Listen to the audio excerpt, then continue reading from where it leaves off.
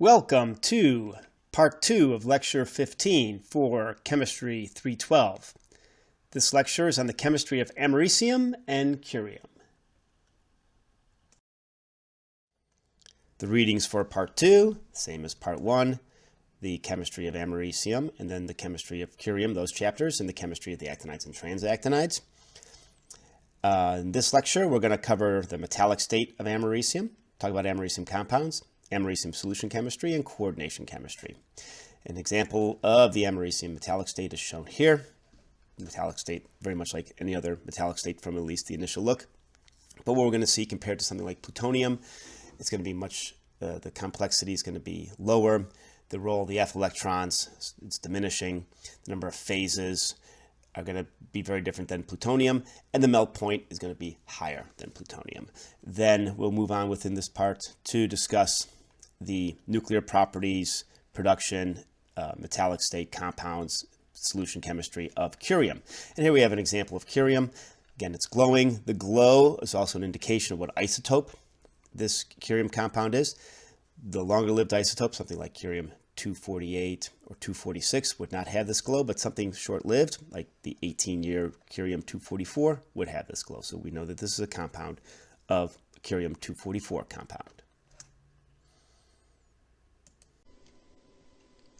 Important compounds of americium for the nuclear fuel cycle start with the metal and the alloys.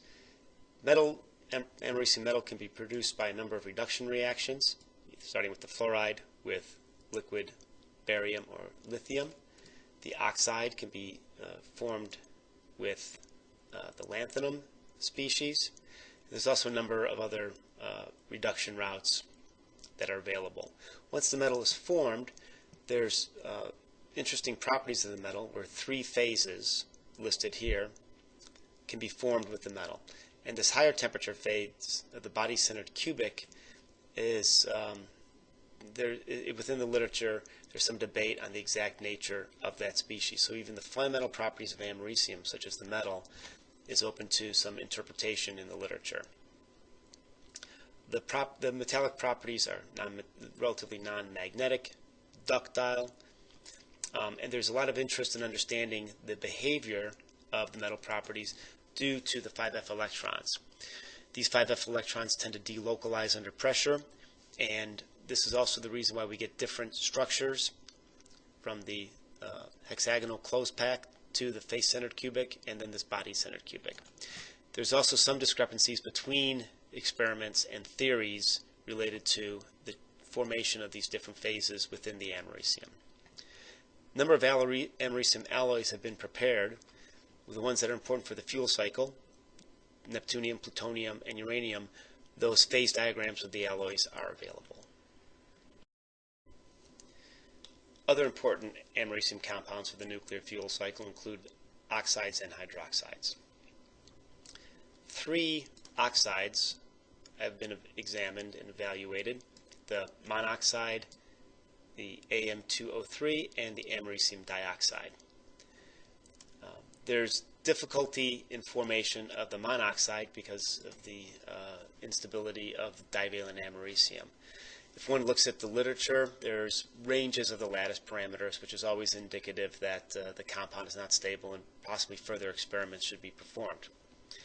The Am2O3, the trivalent americium, can be prepared under reducing conditions at 600 degrees, and at higher temperature it oxidizes in air. There's phase transitions of this material going from body-centered cubic to monoclinic between around 460 to 650 degrees, and monoclinic to hexagonal between 800 and 900 degrees C.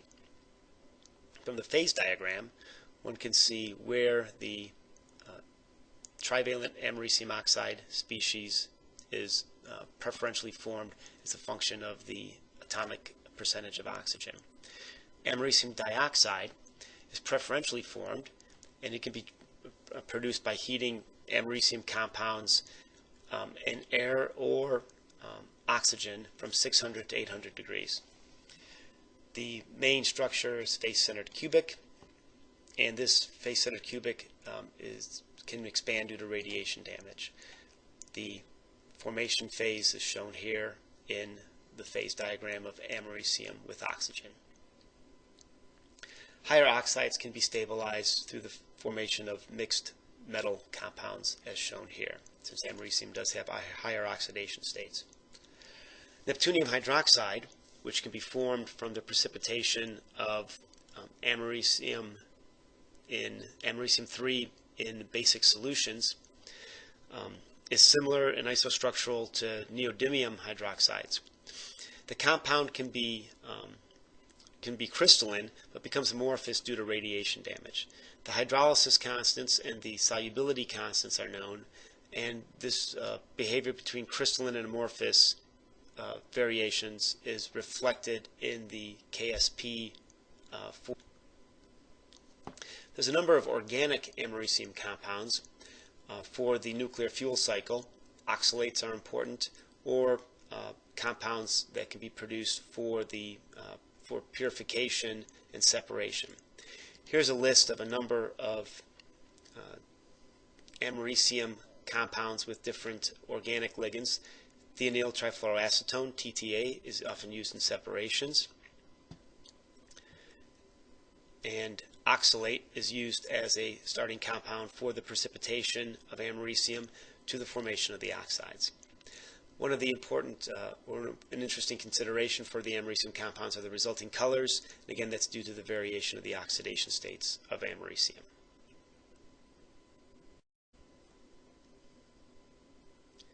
Americium coordination chemistry is limited compared to some of the earlier actinides we've examined.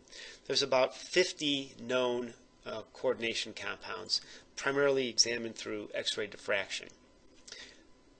Often what's done is the data is collected and the resulting structure is compared to lanthanide compounds with the idea that americium-3 would be isostructural to trivalent lanthanides.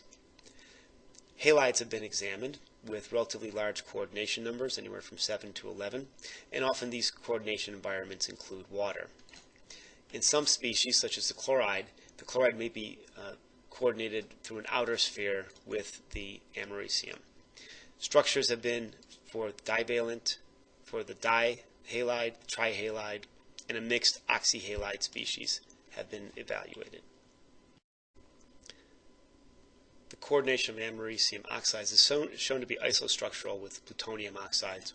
This isn't too surprising since they have similar ranges of oxidation states. The AM203 has a distorted OH symmetry, and the bond distances for the americium oxygen have been evaluated. The unit cells are shown below for the dioxide, the monoxide, and the AM203.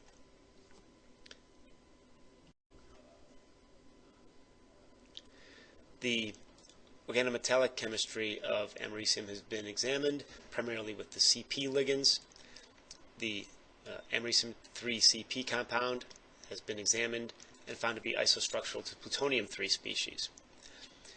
Spectroscopy has indicated that this compound is highly ionic, and this information is used for calculations to discuss the 5f and 6d orbital interactions in the CP compound.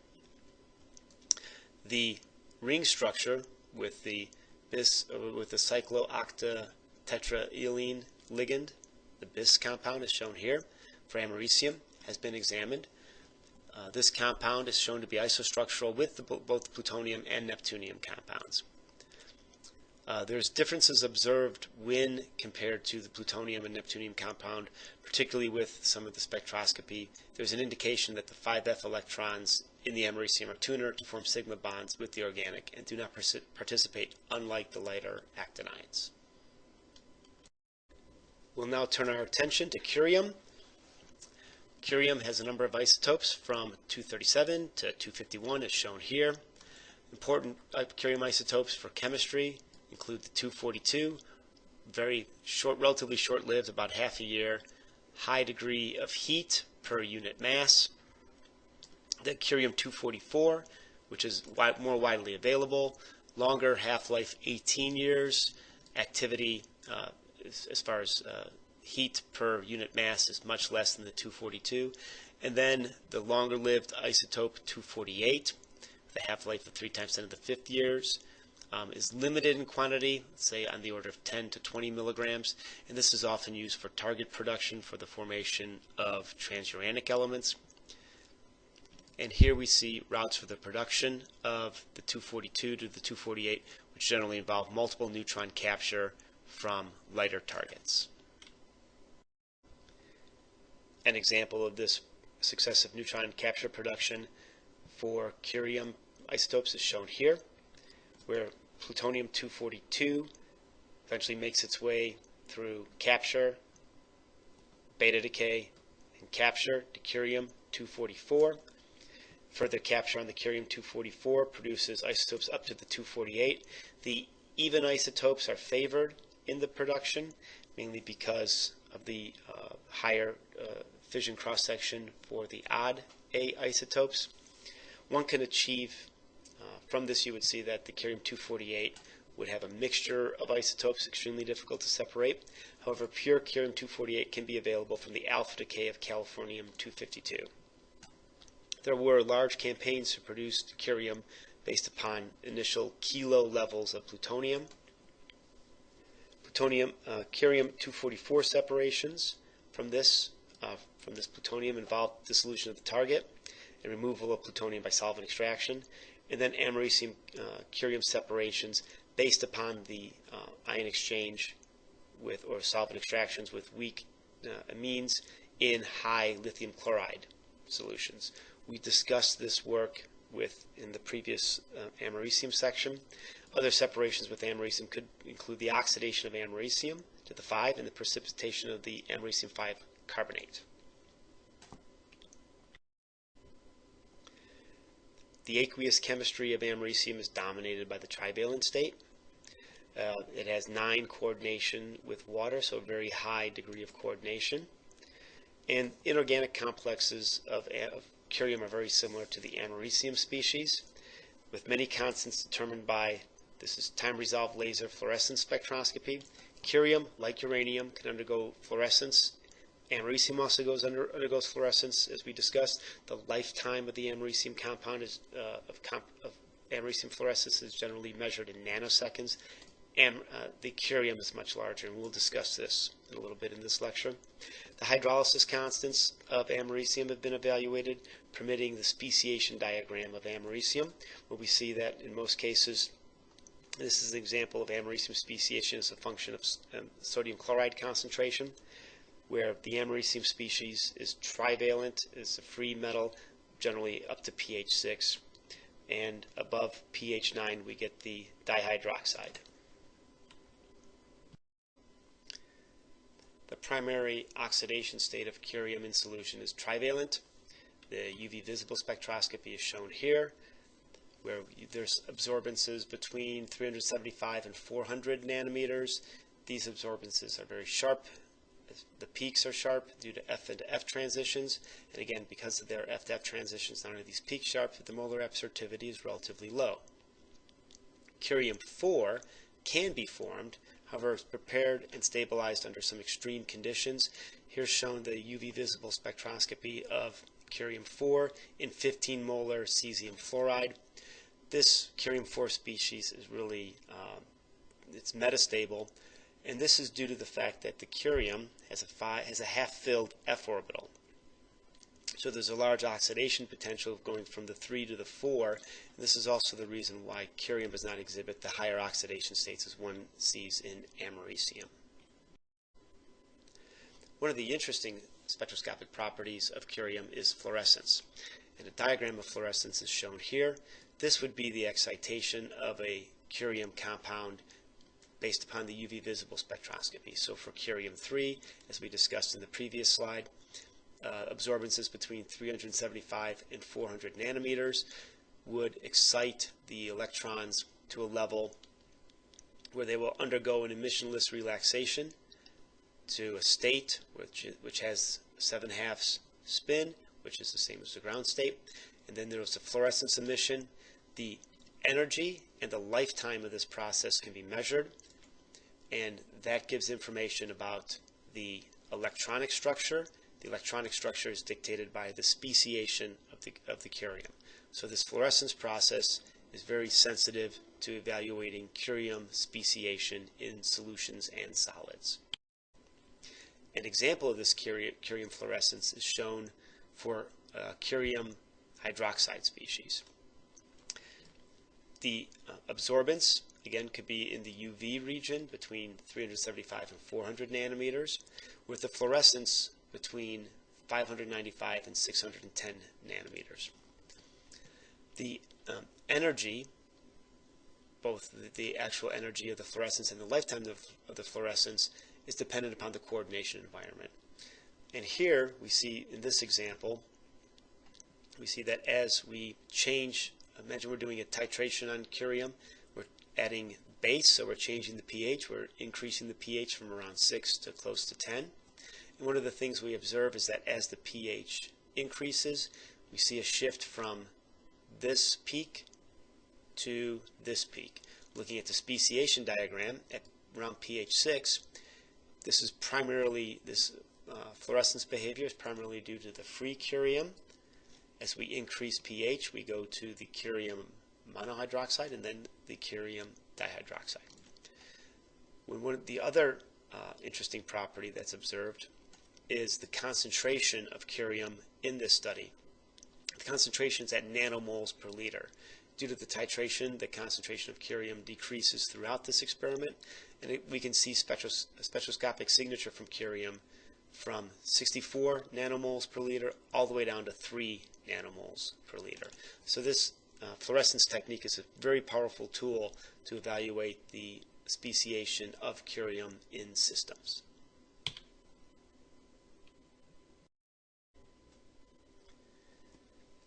Curium separations are very similar to what we've already described for americium. So this is just a review. Again, tributyl phosphate can be used, not at the high acid concentrations that are useful for plutonium and uranium, but at lower acid concentrations. HDEHP can be used in nitric and lithium chloride systems. CMPO, curium can be treated similar to what was described for the americium. Ion exchange, again with the lithium chloride, nitric, and HCl systems, where this work exploits the formation of anionic chloride species at the high lithium chloride concentrations.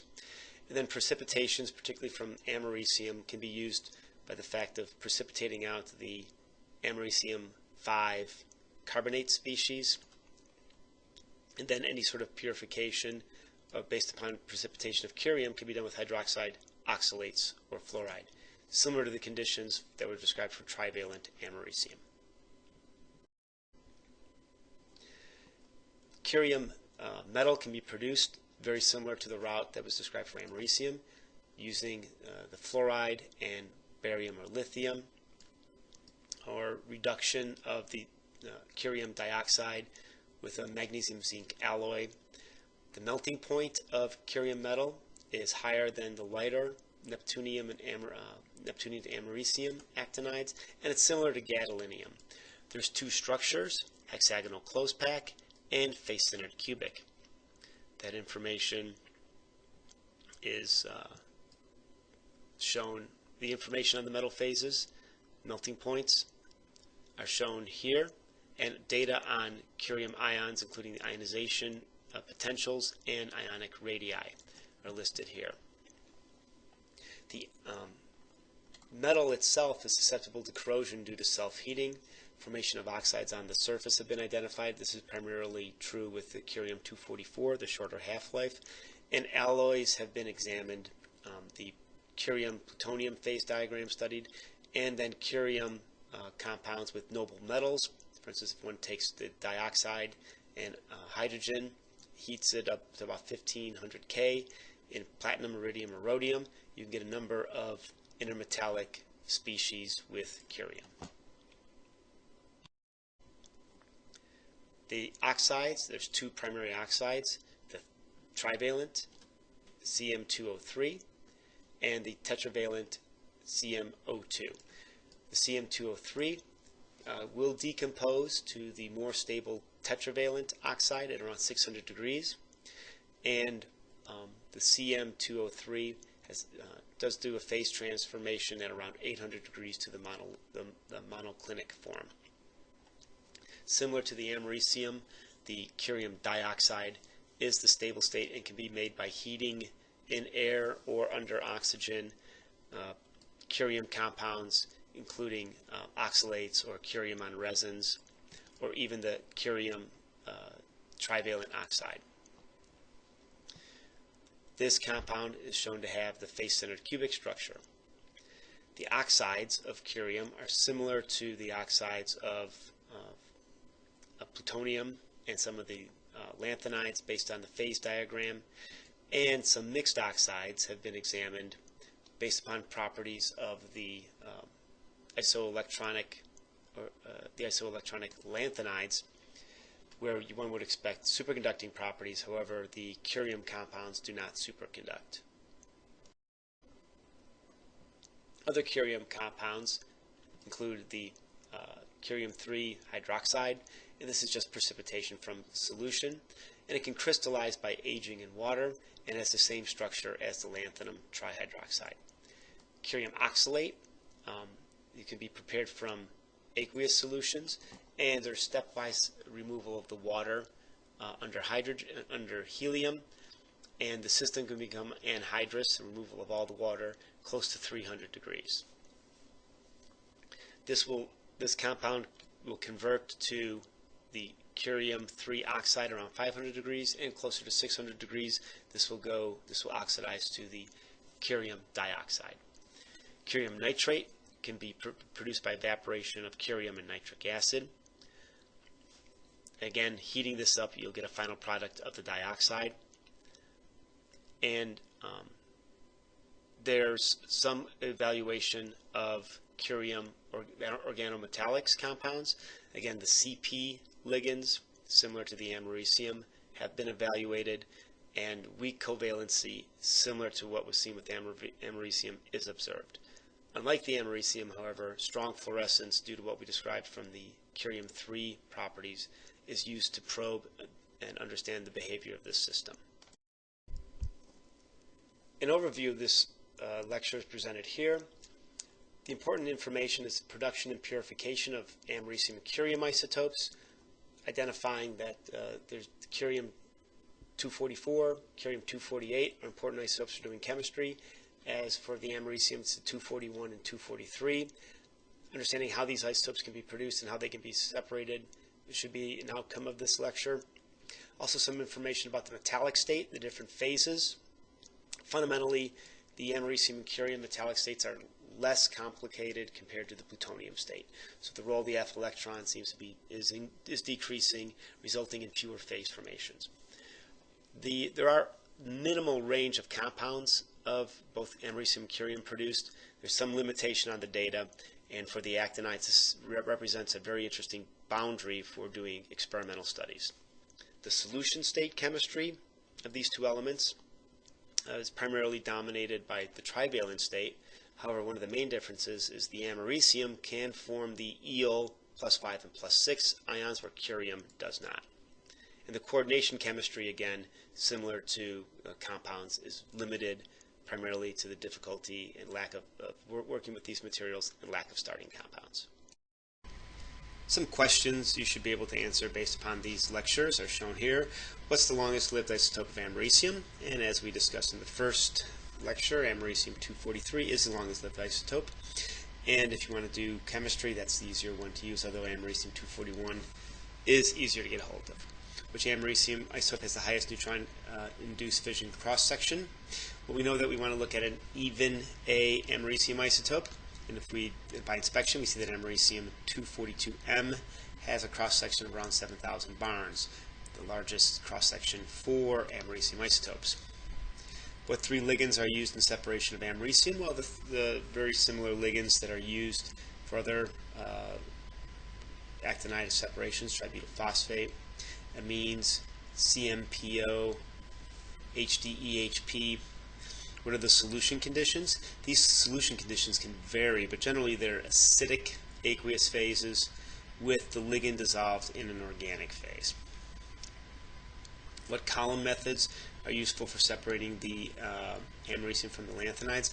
Well, lithium with ion exchange achieves separation from the lanthanides for the americium isotopes. And which compounds of americium can be made by reactions with the elements? Well, the first one is always easy, alloys. Those are just the metals brought together. And then if I react the americium metal, the elemental form, with elemental forms of the halides, I can get americium halides.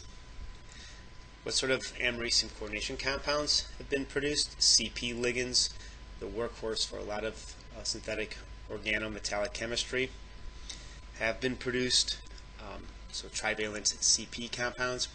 And what are the absorbance spectra for americium and for the different oxidation states? And here we have an example of two. This is americium 5. You see some indicative peaks, particularly here at 514.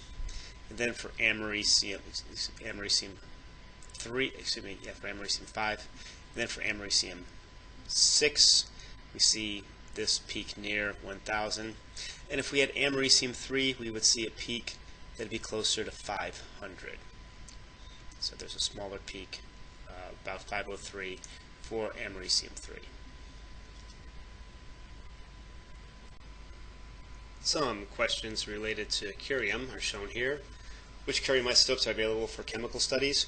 Well, curium-244 with a half-life around 18 years is the one that's most available, although one of the nicest to use is curium-248, which is a much longer, thousands of year half-life, though it's much harder to get. Describe the fluorescence process for curium. Well, what we see is that we use an optical route, so basically imagine like a laser tuned to a wavelength where the absorbance occurs, where the electron is excited to a higher energy state. There's a radiation-less relaxation, and then a de-excitation with emission of a photon. A good excitation wavelength is 375 if you look at the optical emission, or excuse me, the optical absorbance spectra for curium. You'll see that 375 is a reasonably good peak. 400 could also work. It also depends upon the strength of the laser system.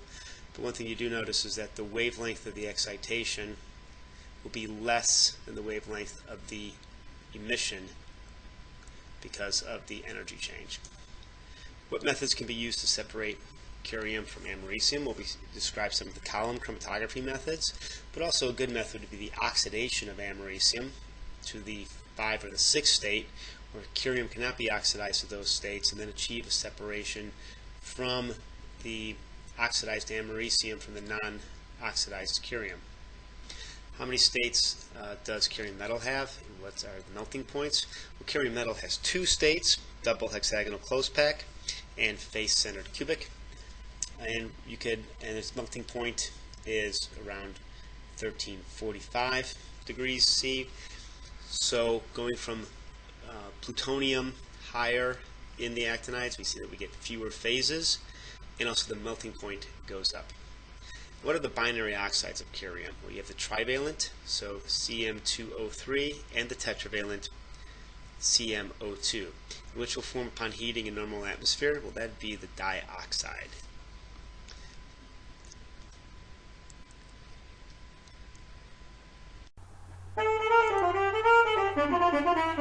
Right, well, you've completed Lecture 15, which you've done now. Provide comments on the blog and respond to the PDF